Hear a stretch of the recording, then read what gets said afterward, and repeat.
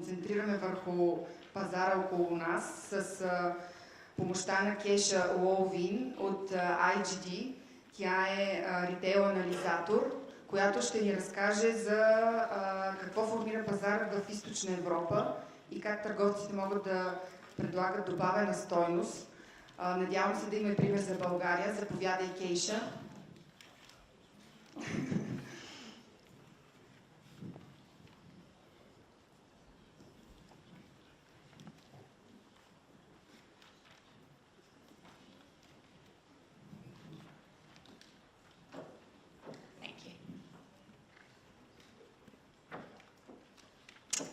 So good morning, everybody, and thank you for having me here to speak today. My name is Keshia, and I'm from the UK. I work for a company called IGD, and I'm going to speak to you today about the retail market in Eastern Europe, the future outlook, and how retailers can create value in challenging times. So firstly, just a little bit about IGD. So we are a research and training charity that works for the good of the food and grocery industry. We have a number of different platforms. Some of you might be aware. We have a retail analysis service, so that's a website, and that's what I work for. We also have a supply chain service. We run events predominantly in the UK, but a few international events as well. And we run learning and development opportunities for people in the grocery industry. And I work in the international team as a senior retail analyst. Our company is a membership organisation, and we have over 1,000 members across the globe. So these range from huge global multinational companies to small local operators in individual markets. So today what I'm going to talk to you about, this just sets up my presentation. So firstly I'm going to talk a little bit about the economic backdrop in Europe generally. Then I'm going to talk specifically about sort of Eastern Europe and the trends to watch for 2017. Then the section after that is around creating value, various different strategies and tactics within that area. And then finally, some back-end looking at the supply chain and how retailers and suppliers can work in this area to also create value. So, on to the first section, economic backdrop. So one thing we are all very aware of is that Europe is changing. It's in a period of confusion and uncertainty, not primarily led by the current ongoing issue of UK potentially leaving the EU.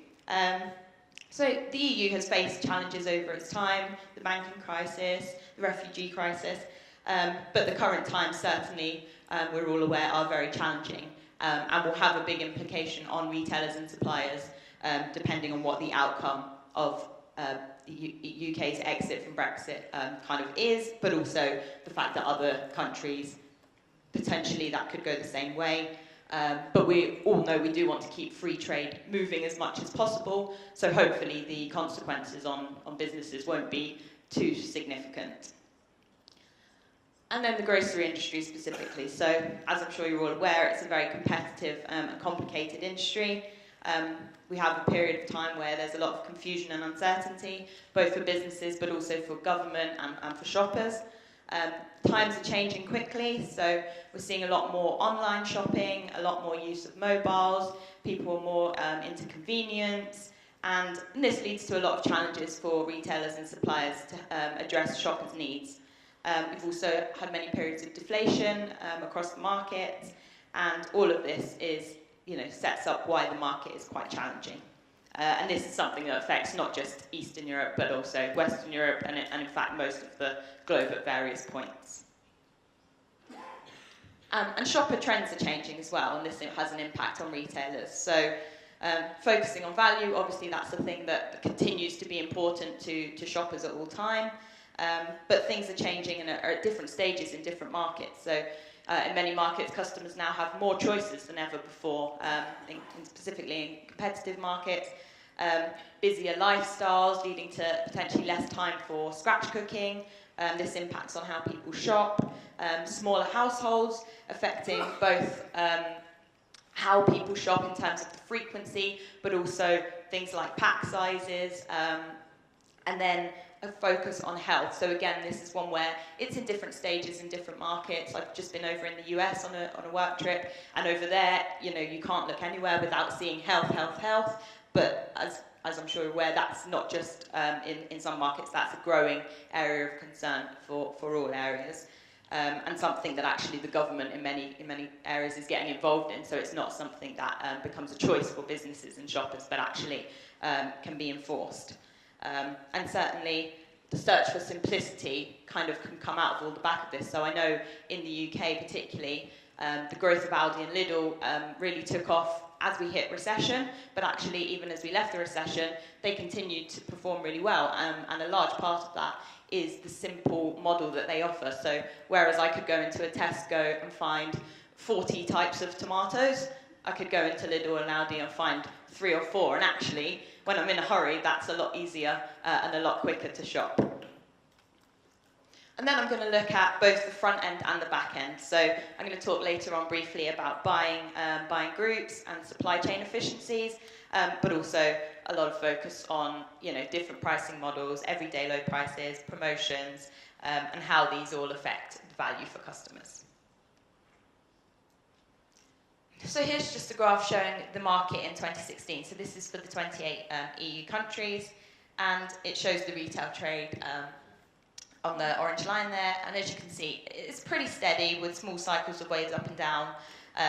Limited inflation is limiting the opportunity for fast growth, but actually if you look towards the right-hand side of the graph at the end of 2016, you can see that we are heading towards more positive growth.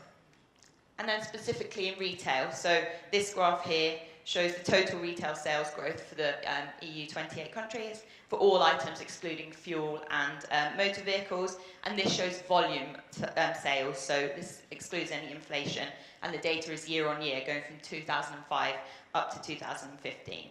So again, obviously we can see the dips as the recession hit, but we have slowly been climbing back out of that as in a more general direction.